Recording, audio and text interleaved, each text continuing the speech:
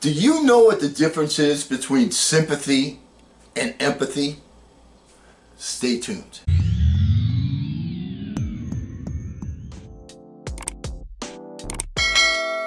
Hello again, everyone. I'm Eli's dad with Project Eli, where we educate, we lead, and we inspire. In our last couple of videos, we've been going through an article by a lady, Miss Lopez. I have difficulty with the first name, where she talks about 5 myths that successful people say that aren't true, that you don't have to follow. And I read the article and I said, lady, you don't understand. You don't have the foundation down right.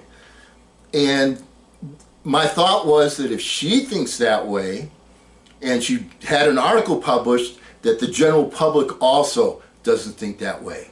And what I want to talk to you about today is we've gone over 3 of her myths that don't need to be followed. But right now what I want to talk about are the 4th one and the 5th one. So let's get right to it. Key point I want to make today is the difference between empathy and sympathy. Sympathy is when you can feel what other people feel. You're feeling for them, like heaven forbid somebody passes away and you feel sympathy. You're not helping them, but you're feeling what they feel. Empathy is when you feel what they feel, or you have felt in the past because you've had that experience. You feel what they feel and you're going to help them. That is the basis from where we're going to talk today. So let's talk about her 4th myth. And once again, I'm going to read directly from her article and point out to you where her thinking is wrong, where her foundation is wrong. And once again, if she's thinking that way, I know the 95% crowd is thinking that way as well. Okay, so let's get to it. Work on your craft every day. Once again, this is a myth she's saying you don't have to do. This point sounds similar to the first, but while the first one talks about being generally productive all day, this one is about you're working on your specific craft every day. If you're an artist, that means you paint every day. If you're a writer, that means you write every day. Only you don't actually have to do it every day. Actually, you shouldn't. You know how distance is important in relationships because you have a chance to miss them, and seeing them again makes it more special than if you're with them 24/7? The same goes for your work. You should have a chance to miss it. I like telling stories, but sometimes the act of writing, the sitting all by my lonesome part of it, can be boring, especially when you're not really sure what to write next. Doing it every day can become tedious, and this thing I love to do suddenly feels more like when I have to vacuum my room. Taking a day off from your work doesn't say anything about who you are. It just means you want some time off. Just because you'd like some time alone at a coffee shop without your partner doesn't mean you don't love them anymore. Just because I leave the room I share with my sisters because they're annoying me doesn't mean I don't love them. It means a girl needs some damn breathing space. Taking time away from your project or your work will also give you new ideas about it. The next time you sit down, you'll have a fresher, clearer, less annoyed mind. Your work, in turn, will be better than if you'd forced your way through it. I couldn't disagree more.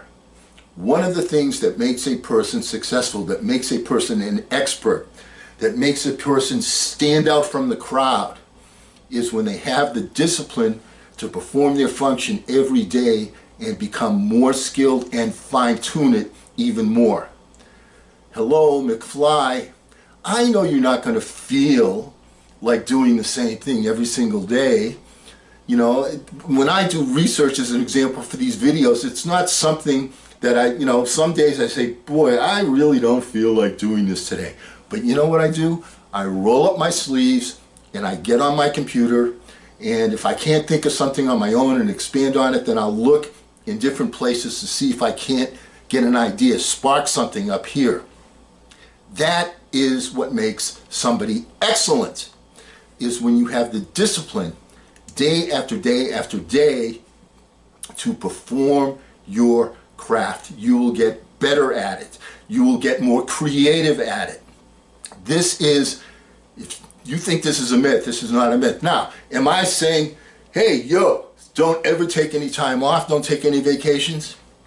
I must confess, I take time off and I take vacations, but I plan them out. And when I plan them out, what I say to myself is, you know what, I'm going to be away for a week, so I need to make 7 extra videos this week so that I'll have something ready so that the viewers can watch it, so that Eli can have a video to watch. Do you follow what I'm saying? The point is, you have to do something every day to be excellent at it. Do you suppose Steph Curry, he takes time off during the summer, but do you suppose a day goes by after he decides to go to his workout that he's not shooting a basketball? Guess again if you think that's the case.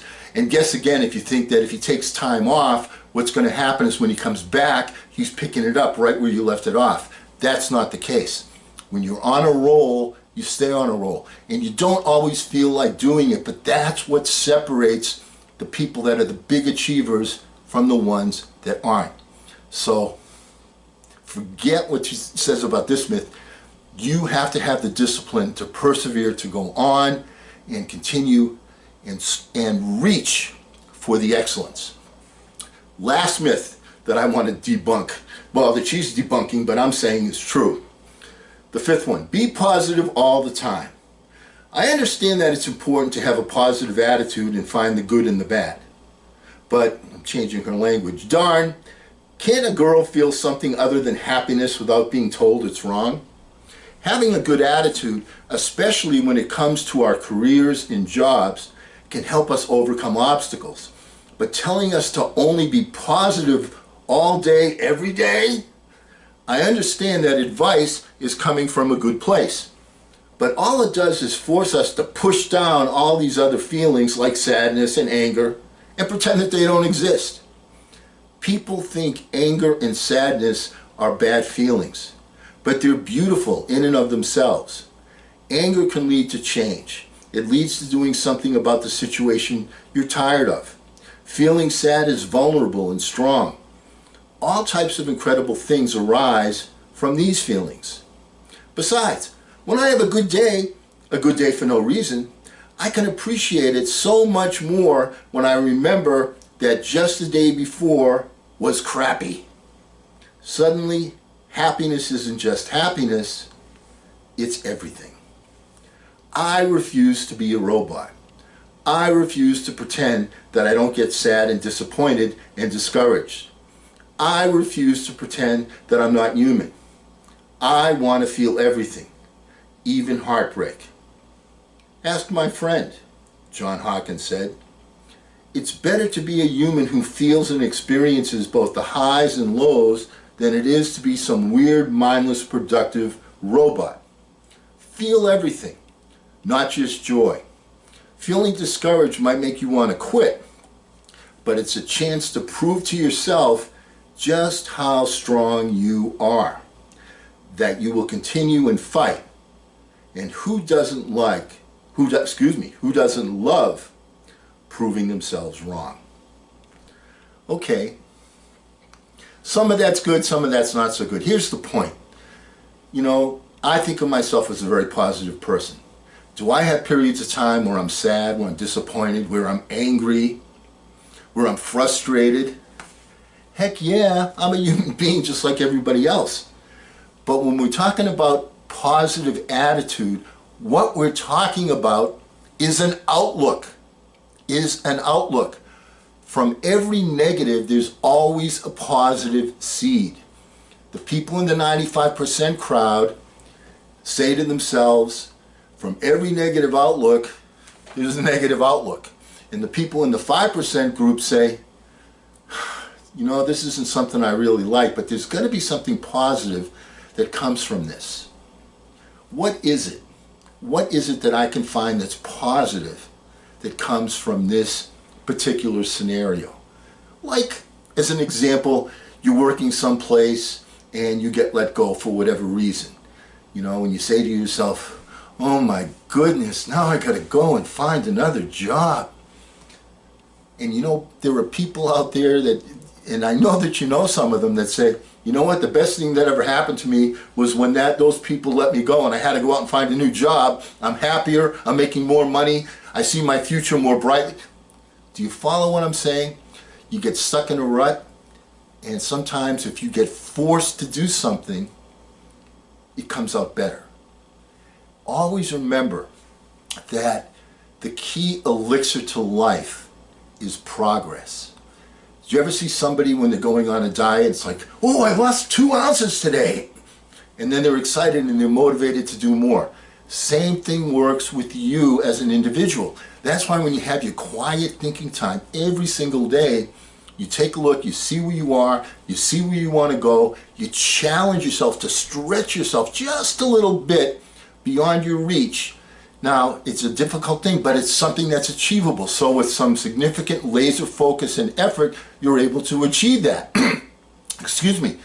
But at the end of the day, you say to yourself, look at the progress that I made. And then when the next morning you wake up, you're not like one of those people that say, oh, another day, let me turn on the TV, let me check out the social media.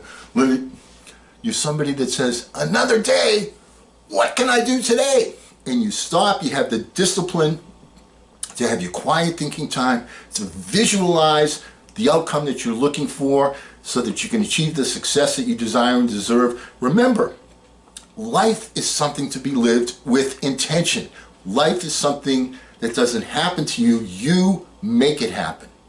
You make it happen. And the best way to make something happen is to have a positive outlook and say, all right, that was a negative occurrence.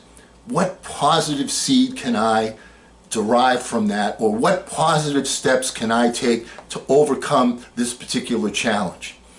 How many people do you know that like you just dread seeing them? Because when you see them, the first thought you have is, oh boy, here he comes. Do I want red or white? Quit whining. All they do is whine, and it's like they just drain you. That's why you want to pick and choose the people in your orbit very carefully. You don't want those people in your orbit. You want to keep a positive mental attitude.